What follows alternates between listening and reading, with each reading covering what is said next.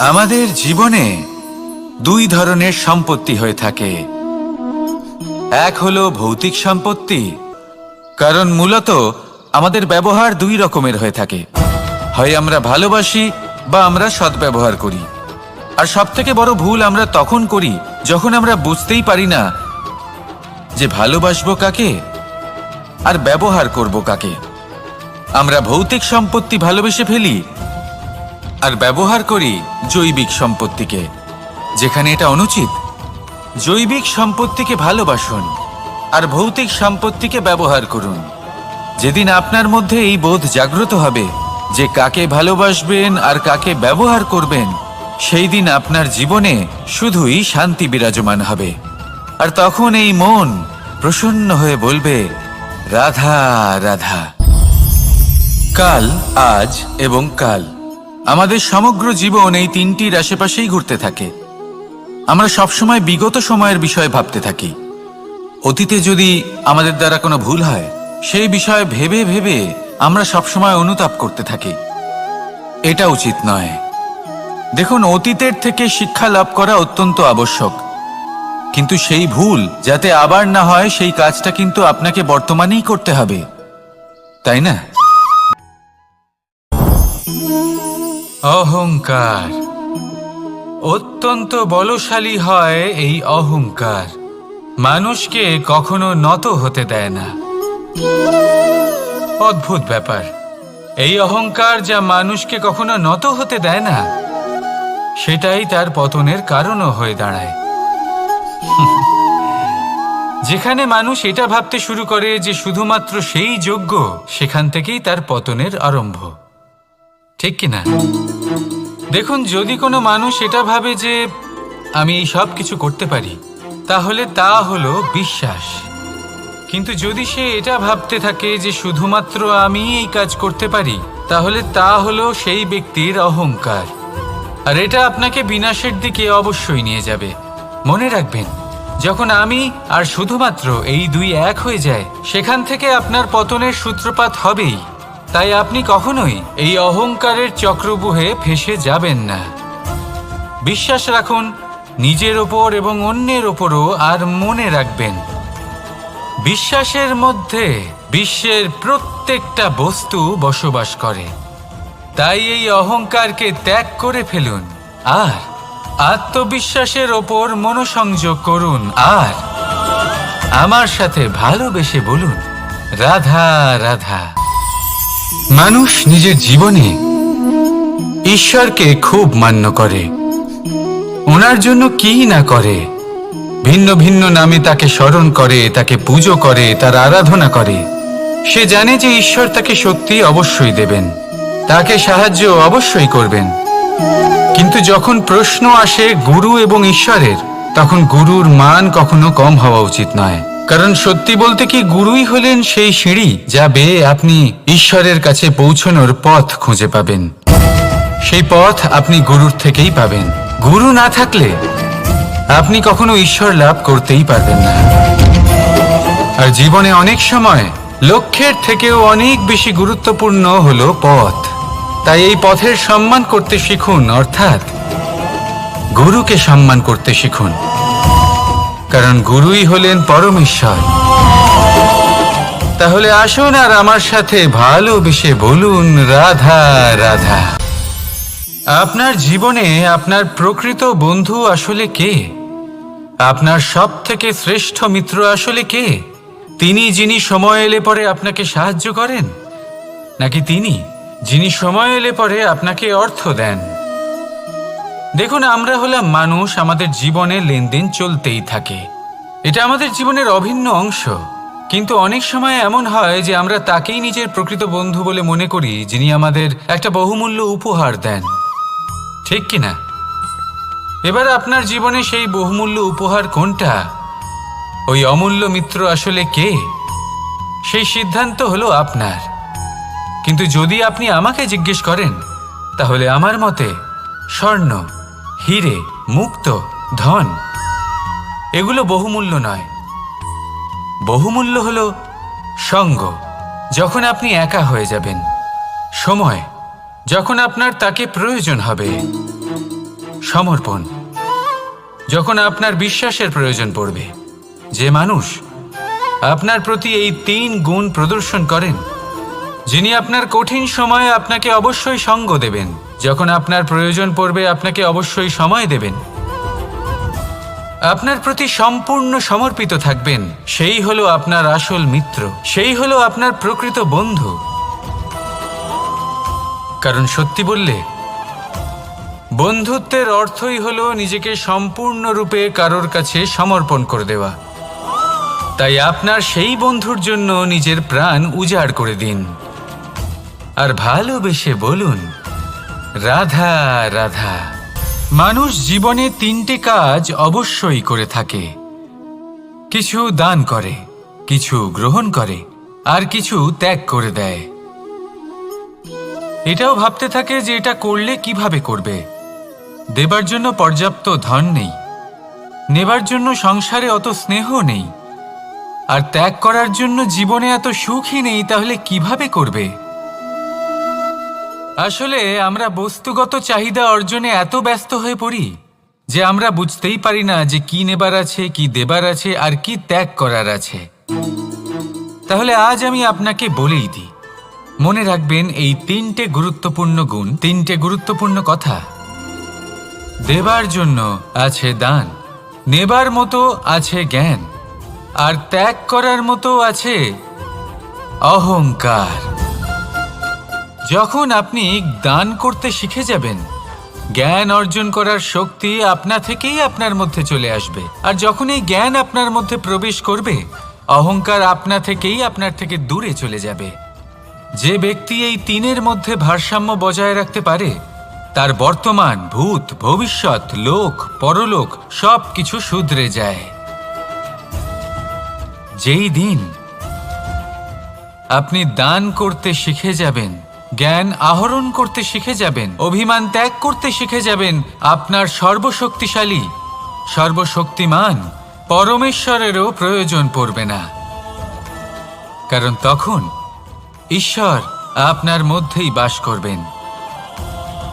তাহলে আসুন আর আমার সাথে ভালোবেসে বলুন, রাধা রাধা। জীবনে অনেক সময় সমস্যা আমাদের চারদিক থেকে ঘিরে ফেলে। এই সমস্যা নানান ধরনের হতে পারে। আর্থিক সমস্যা হতে পারে, পারিবারিক সমস্যা হতে পারে, কোনো সম্পর্ক নিয়ে সমস্যা হতে পারে, কখনো কোনো দৈনিক সমস্যা হতে পারে, কখনো কোনো দ্বন্দ্ব হতে পারে, অনেক সমস্যা হতে পারে। কিন্তু যখনই কোনো সমস্যা আসে, আমাদের মনে তার জন্য একটা উত্তর অবশ্যই থেকে থাকে, যা আমাদের অন্তরে রয়েছে। একে আমরা বলি আত্মা। আত্মা হলো পরমাত্মারই রূপ, আর পরমাত্মা তা কখনোই কিছু অনুচিত চাইবে না, তাই তো?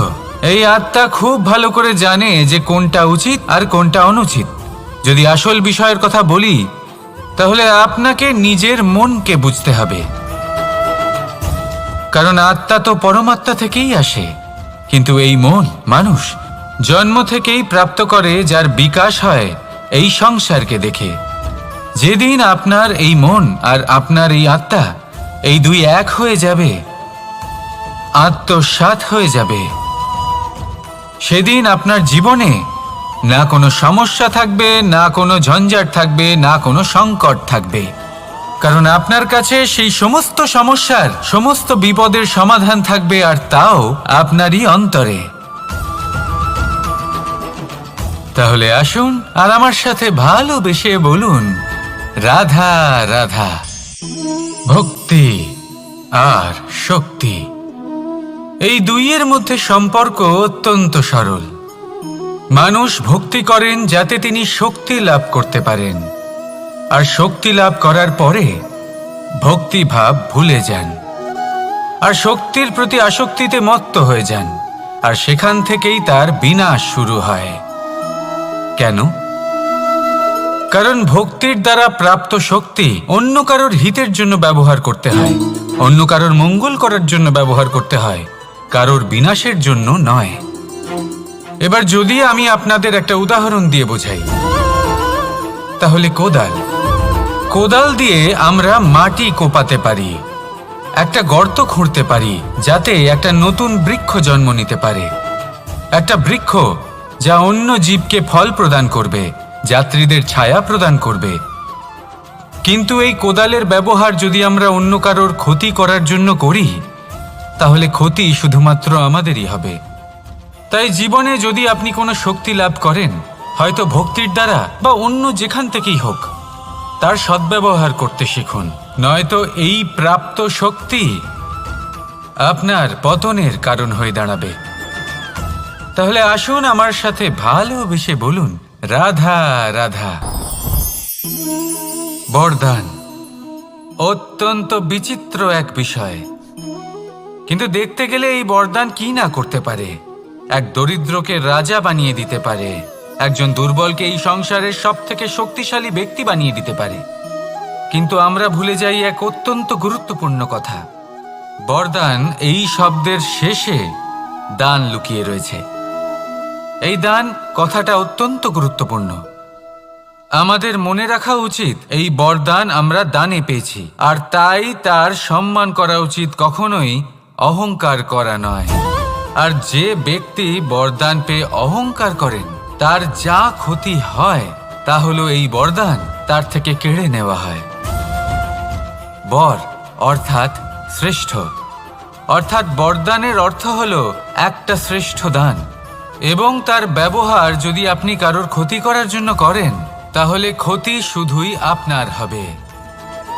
তাহলে এই বরদানের সম্মান করুন, উচিত পথে চলুন, আর উচিত উদ্দেশ্য নিয়ে এর ব্যবহার করুন, সব কিছু ভালোই হবে। তাহলে আসুন আর আমার সাথে ভালোবেসে বলুন, রাধা রাধা। পিতা আর পুত্রের সম্পর্ক অত্যন্ত মধুর হয়ে থাকে।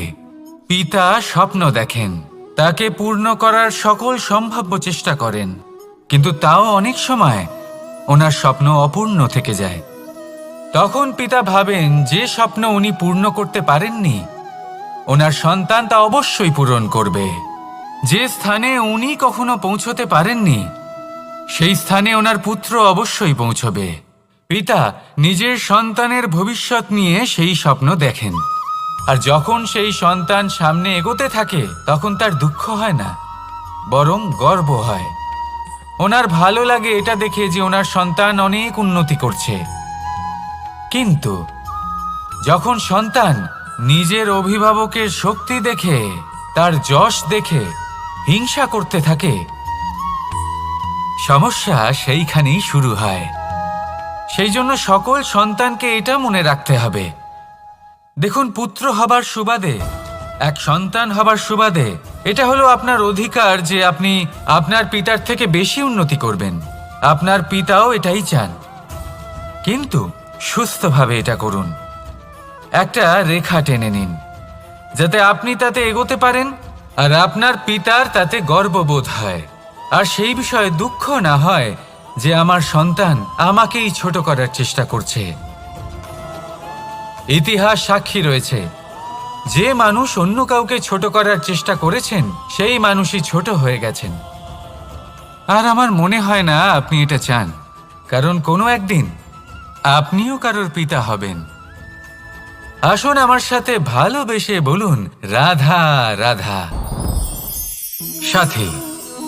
সাথী এই শব্দটির ব্যাখ্যা কে কিভাবে করে? মিত্র, সখা, বন্ধু, কিন্তু অর্থ একটাই। তিনি যিনি আপনার সঙ্গী হন, আর তিনি যার সাথী আপনি হন। এবার সব থেকে বড় প্রশ্ন হলো এটাই যে তিনি কে হতে পারেন যাকে আপনি আপনার সাথী বলে মেনে নিতে পারেন, নিজের সখা, নিজের মিত্র, নিজের বন্ধু মেনে নিতে পারেন। আপনার সাথী হলেন তিনি যিনি দুঃখের সময় আপনার পাশে থাকবেন, আপনার হাত ধরে থাকবেন। আপনার সাথী হলেন তিনি যার হাত আপনি নিজের সুখের দিনে ধরে থাকবেন। সেই সাথীরই হাত ধরুন যিনি দুঃখে সবসময় আপনাকে সাহায্য করার জন্য তৎপর হয়ে থাকেন, আপনার পাশে থাকেন, আর যাকে সুখের দিনে আপনি আপনার সাথে রাখতে পারেন। আর যখন আপনার সাথে আপনার এই সাথী থাকবে, তখন আপনি এটা বুঝবেন যে যখন জীবনে দুঃখ আসে, তখন এই দুঃখ কমে যায়, সবার মধ্যে ভাগ হয়ে যায়।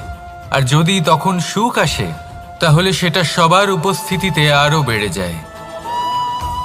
এটাই হলো প্রেম, এটাই হলো ভালোবাসা, এটাই হলো সঙ্গ। যেমন সম্পর্ক আমার আর রাধার মাঝে। তাহলে আসুন আর আমার সাথে ভালোবেসে বলুন, রাধা রাধা। আমাদের মনে যখন কোনো প্রশ্ন ওঠে, কোনো দ্বন্দ্ব জাগে, তখন আমরা যাই আমাদের গুরুর কাছে, আমাদের আরাধ্যের কাছে গিয়ে জিজ্ঞেস করি।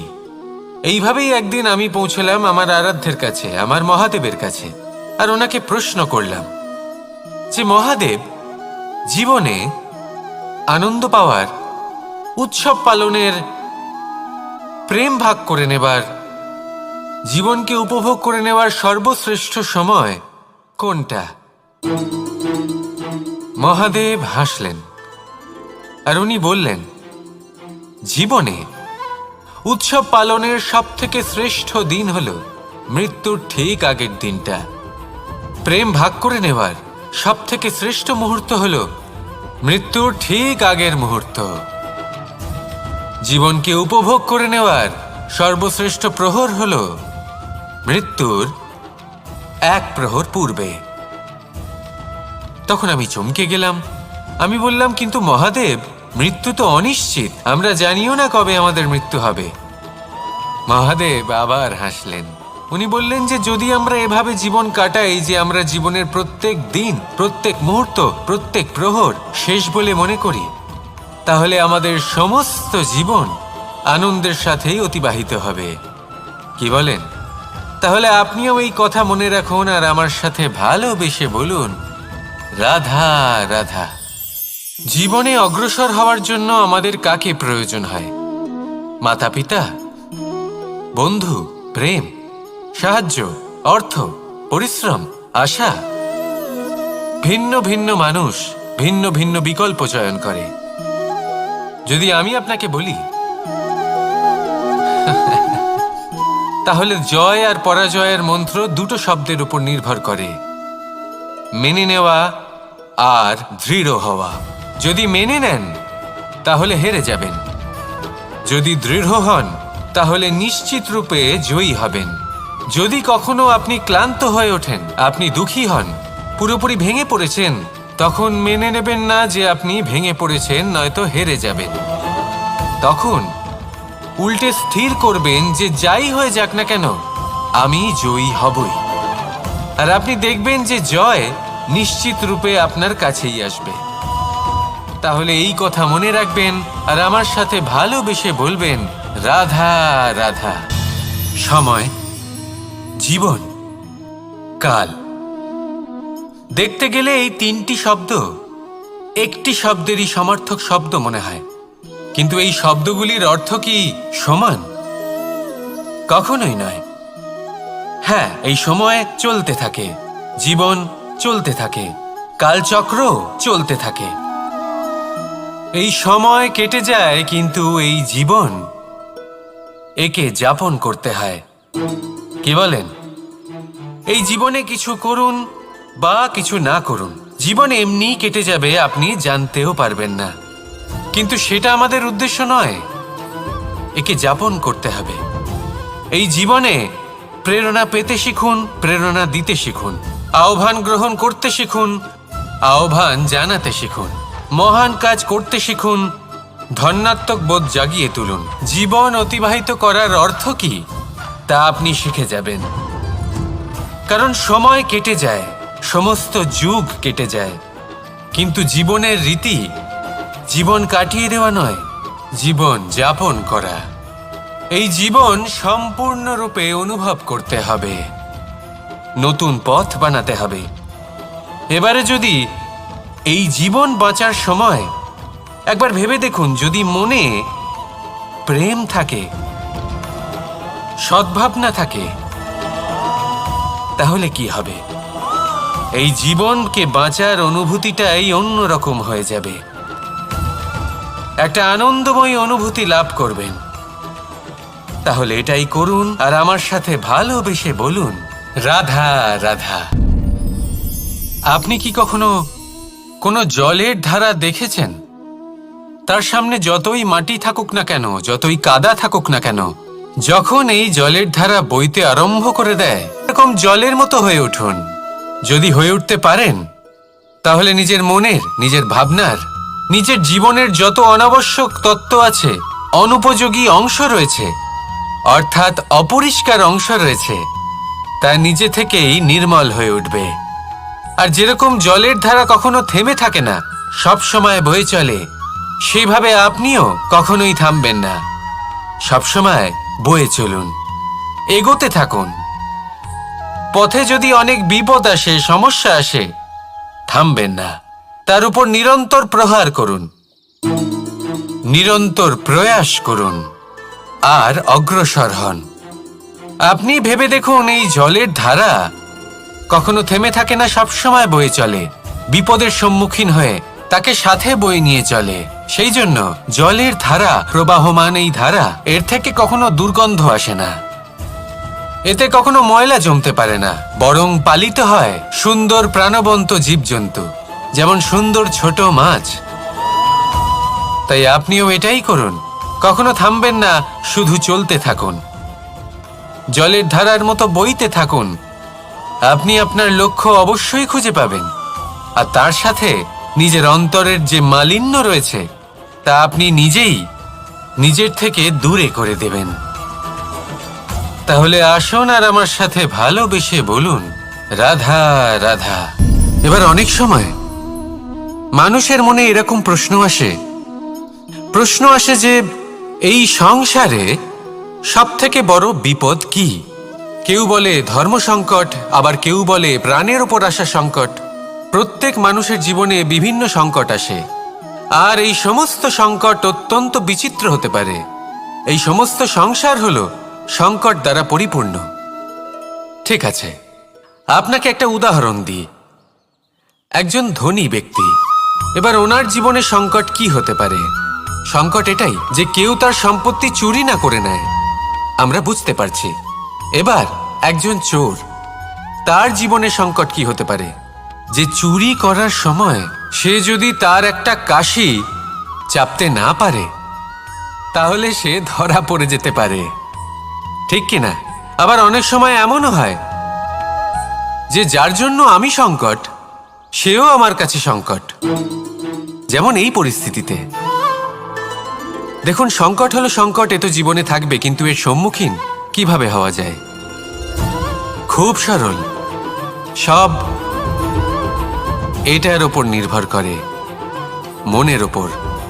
এই মনকে নিয়ন্ত্রণ করলে সব ঠিক থাকবে।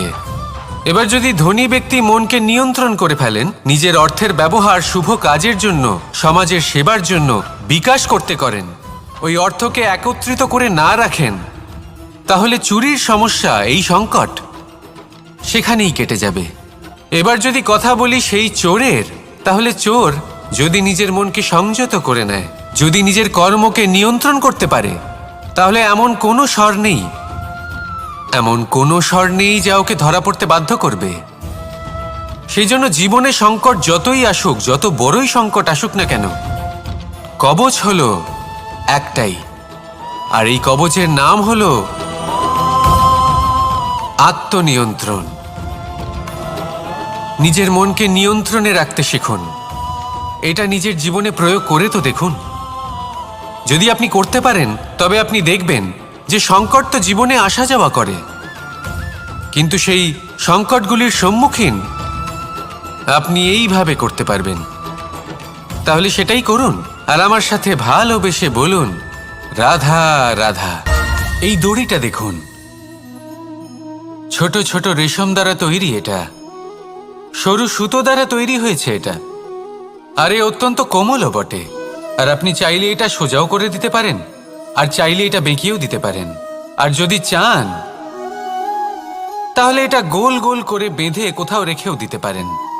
এবার এই কোমল দড়ি যদি কোনো নিষ্ঠুর কঠিন পাথরে বারংবার জড়িয়ে দেওয়া হয়, তাহলেও তাকেও কাটতে পারে, নিজের ছাপ ছেড়ে যেতে পারে, সেটার আকারও বদলে ফেলতে পারে। এবার এর কারণ কি? এর কারণ হলো অভ্যাস আর নিরন্তর প্রচেষ্টা। যদি আপনিও চেষ্টা করেন আর নিরন্তর কর্ম করে যান, তাহলে আপনার প্রারব্ধ পাথরের মতো কঠিনই হোক না কেন, তাতে ভাঙন ধরিয়েও আপনি নিজের লক্ষ্যে অবশ্যই পৌঁছতে পারবেন।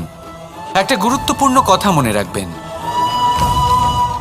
সুকর্মের অভ্যাস আর নিরন্তর প্রয়াস, এই হলো সাফল্যের মন্ত্র।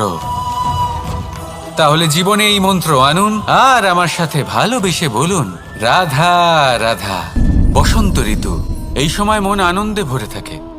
এমন মনে হয় যেন আমরা আকাশে বিচরণ করতে চলে যাই, কিন্তু সেটা তো সম্ভব নয়। সেই জন্য হয়তো আমরা ঘুড়ি ওড়াই, এই ঘুড়িকে নিজেদের প্রতিরূপ মনে করে। এবার অনেক মানুষ আছেন যারা ঘুড়ি ওড়ান, কিন্তু এই কর্মের সারমর্ম কি সেটা কজন বুঝতে পারেন? আপনি এটা মনে করুন যে আপনি হলেন সেই ঘুড়ি, আর এই সুতো যিনি ধরে রয়েছেন তিনি হলেন পরমাত্মা। আর এই সুতো যেখান থেকে শুরু হয় সেই লাটাই হলো আমাদের কর্মচক্র। এবার আপনি নিজেই অনুমান করুন যে এই উড়ান কার ওপর নির্ভরশীল, পরমাত্মার ওপর আর আপনার কর্মের ওপর। যদি পরমাত্মা আপনার হাত ধরে থাকেন, আপনার সাথে থাকেন, যদি আপনি শুভ কর্ম করতে থাকেন, আপনি এই আকাশে উড়তে থাকবেন। কিন্তু কোথাও যদি পরমাত্মার সাথে এই বন্ধন ছিন্ন হয়, আপনার কর্মচক্র খারাপ হয়ে যায় বা থেমে যায়, তাহলে আপনার এই ঘুড়ি কেটে যাবে আর দূরে কোনো গাছের ডালে গিয়ে আটকে যাবে। তাই শুধুমাত্র ঘুড়ি ওড়াবেন না, তার থেকে শিখুন, পরমাত্মার সাহচর্যে থাকুন, সবসময় শুভ কর্ম করতে থাকুন আর সবসময় এই আকাশে উড়তে থাকুন। আসুন আর আমার সাথে ভালোবেসে বলুন, রাধা। আমাদের জীবনে দুই ধরনের সম্পত্তি হয়ে থাকে, এক হলো ভৌতিক সম্পত্তি, এক হলো জৈবিক সম্পত্তি। অর্থ, সম্পদ, সুবিধে, খাদ্য, এইসব ভৌতিক সম্পত্তির মধ্যে পড়ে। ব্যক্তি, মিত্র, পরিবার, আমাদের আপনজন, আত্মীয় স্বজন সব জৈবিক শ্রেণীতে পড়ে। আর প্রত্যেক মানুষের পক্ষে এই বিভাজন বোঝা অত্যন্ত আবশ্যক, কারণ মূলত আমাদের ব্যবহার দুই রকমের হয়ে থাকে। হয় আমরা ভালোবাসি বা আমরা সদ্ব্যবহার করি। আর সবথেকে বড় ভুল আমরা তখন করি যখন আমরা বুঝতেই পারি না যে ভালোবাসবো কাকে আর ব্যবহার করব কাকে। আমরা ভৌতিক সম্পত্তি ভালোবেসে ফেলি আর ব্যবহার করি জৈবিক সম্পত্তিকে, যেখানে এটা অনুচিত। জৈবিক সম্পত্তিকে ভালোবাসুন আর ভৌতিক সম্পত্তিকে ব্যবহার করুন। যেদিন আপনার মধ্যে এই বোধ জাগ্রত হবে যে কাকে ভালোবাসবেন আর কাকে ব্যবহার করবেন, সেই দিন আপনার জীবনে শুধুই শান্তি বিরাজমান হবে। আর তখন এই মন প্রসন্ন হয়ে বলবে, রাধা রাধা। কাল, আজ এবং কাল, আমাদের সমগ্র জীবন এই তিনটির আশেপাশেই ঘুরতে থাকে। আমরা সবসময় বিগত সময়ের বিষয়ে ভাবতে থাকি। অতীতে যদি আমাদের দ্বারা কোনো ভুল হয়, সেই বিষয়ে ভেবে ভেবে আমরা সবসময় অনুতাপ করতে থাকি। এটা উচিত নয়। দেখুন, অতীতের থেকে শিক্ষা লাভ করা অত্যন্ত আবশ্যক, কিন্তু সেই ভুল যাতে আবার না হয় সেই কাজটা কিন্তু আপনাকে বর্তমানেই করতে হবে, তাই না? দ্বিতীয় কথা, আমরা সবসময় ভাবি আগামী দিনের বিষয়ে, ভবিষ্যতের বিষয়ে। আমরা ভাবি যে কাল করে নেব, আজ এই কাজ করতে পারছি না, কোনো ব্যাপার নয়, কাল করে নেব। আজ কাজটা শুরু করতেই পারলাম না, কোনো ব্যাপার নয়, কাল করে নেব। আজকের দিনটাই ভালো ছিল না, কোনো ব্যাপার নয়, সেটা কাল করে নেব। ব্যাপারটা বুঝুন, আপনি নিজের সময় নষ্ট করছেন। দেখুন, এই যে কাল, তা কখনোই আপনার হাতে আসবে না। তাই যে কাজ করতে চান সেটা আজকেই করুন, অন্তত শুরুটা করুন। কারণ এই আগামী সময় তা সবসময় আপনার থেকে এক কদম আগে থাকবে, একদিন এগিয়ে থাকবে। জানেন কেন? কারণ এই কাল আপনার জন্য অপেক্ষা করবে না, সেই জন্য আপনিও এর জন্য অপেক্ষা করবেন না। যা করার তা আজকেই শুরু করুন। কারণ যে বর্তমানে নিজের ভিত স্থাপন করেন না, ভবিষ্যৎকালে তার সুন্দর শক্তিশালী ভবন কখনো নির্মাণই হয় না। আসুন আর আমার সাথে ভালোবেসে বলুন, রাধা রাধা। আপনার কি মনে আছে যে আপনি শেষবার কবে পরাজিত হয়েছেন? নায়ক এটাই আপনাকে শেখায় যে কি করা উচিত, কি করা উচিত নয়। এই প্রকৃতি আমাদের কি শেখাতে চাইছে তা বুঝুন। এমন কি কোনো দিন আছে যার শেষে রাত আসে না? এমন কি কোনো নদী আছে যা শুকিয়ে যায় না? এমন কি কোনো বৃক্ষ আছে যার পাতা ঝরে না? এমনই তো হয়। কিন্তু যদি সূর্য পরাজয় স্বীকার করে, তাহলে রাতের পরে কখনোই দিন আসবে না। যদি নদী হার মেনে নেয়, তাহলে সে আবার বর্ষা ঘটাতে কখনোই সাহায্য করতে পারবে না। যদি বৃক্ষ হার মেনে নেয়, তাহলে সে বসন্ত ঋতুতে না নতুন পাতার জন্ম দিতে পারবে, আর না গ্রীষ্মকালে ছায়া প্রদান করতে পারবে। যদি এরা সবাই হার মেনে নেয়, তাহলে ধরিত্রী তৃষ্ণার্ত থাকবে। প্রকৃতি আমাদের এটাই শেখায় যে হার, অসফলতা, পরাজয় এগুলো আমাদের জীবনে আসবেই আসবে, আর আমাদের শিক্ষা দিতে আসবে, আমাদের মঙ্গলের জন্য আসবে। তাই নিজের দৃষ্টিভঙ্গি সেরকমই রাখুন। তাই ধনাত্মক দৃষ্টিভঙ্গি দিয়ে দেখুন, নিজের হার, নিজের পরাজয় থেকে শিক্ষা নিয়ে অগ্রসর হতে থাকুন। নিশ্চিত রূপে আপনি জয়ী হবেন। আর যখন জয়ী হবেন, তখন মন প্রসন্ন হয়ে বলবে, রাধা রাধা। কথায় আছে এই জীবন একটা যুদ্ধ, একটা লড়াই। নিজের অস্তিত্বের জন্য, নিজের মূল্যের জন্য, যা আমরা পেতে চাইছি তার জন্য। এই যুদ্ধে জয়লাভ কে করে? এই যুদ্ধে জয়ী হয় এক যোদ্ধা। এবার বেশিরভাগ সময় আমরা যুদ্ধে অংশগ্রহণ করি না। নিজেকে বুঝিয়ে দিই যে আমরা তো যোদ্ধা নই। কিন্তু বিষয়টা তা নয়। একটা অত্যন্ত গুরুত্বপূর্ণ কথা আপনাকে মনে রাখতে হবে। কোনো যোদ্ধা জন্ম থেকে যোদ্ধা হন না। তিনি চয়ন করেন যে তিনি যোদ্ধা হবেন কিনা। তিনি তখনই একজন যোদ্ধা হয়ে ওঠেন যখন তিনি পিছু হটবেন না বলে দৃঢ় প্রতিজ্ঞ হন। যদি ওনার সামনে অন্যায় হয়, তার বিরোধিতা করার জন্য দৃঢ় প্রতিজ্ঞ হন, তবেই তিনি যোদ্ধা হয়ে ওঠেন। কেউ জন্ম থেকেই যোদ্ধা হয়ে এই পৃথিবীতে আসেন না। আপনি কি হতে চান? সেই দর্শক হতে চান যারা যুদ্ধভূমিতে বসে থেকে অন্য কারোর জয় উচ্ছ্বাস প্রকাশ করেন? নাকি সেই যোদ্ধা হতে চান যিনি নিজের শৌর্য দিয়ে, বীরত্ব দিয়ে নিজের পরাক্রম প্রদর্শন করেন, আর যার প্রশংসা যুগ যুগ ধরে হয়ে চলে? আপনি কি হতে চান সেই সিদ্ধান্ত আপনারই। আসুন আর আমার সাথে ভালোবেসে বলুন, রাধা। অহংকার অত্যন্ত বলশালী হয়। এই অহংকার মানুষকে কখনো নত হতে দেয় না। অদ্ভুত ব্যাপার, এই অহংকার যা মানুষকে কখনো নত হতে দেয় না, সেটাই তার পতনের কারণও হয়ে দাঁড়ায়।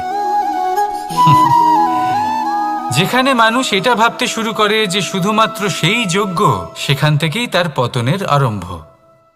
ঠিক কিনা? দেখুন, যদি কোনো মানুষ এটা ভাবে যে আমি এই সব কিছু করতে পারি, তাহলে তা হলো বিশ্বাস। কিন্তু যদি সে এটা ভাবতে থাকে যে শুধুমাত্র আমি এই কাজ করতে পারি, তাহলে তা হলো সেই ব্যক্তির অহংকার। আর এটা আপনাকে বিনাশের দিকে অবশ্যই নিয়ে যাবে।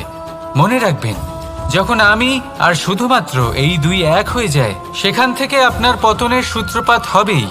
তাই আপনি কখনোই এই অহংকারের চক্রব্যূহে ফেঁসে যাবেন না। বিশ্বাস রাখুন নিজের ওপর এবং অন্যের ওপরও। আর মনে রাখবেন, বিশ্বাসের মধ্যে বিশ্বের প্রত্যেকটা বস্তু বসবাস করে। তাই এই অহংকারকে ত্যাগ করে ফেলুন আর আত্মবিশ্বাসের ওপর মনোসংযোগ করুন। আর আমার সাথে ভালোবেসে বলুন, রাধা রাধা।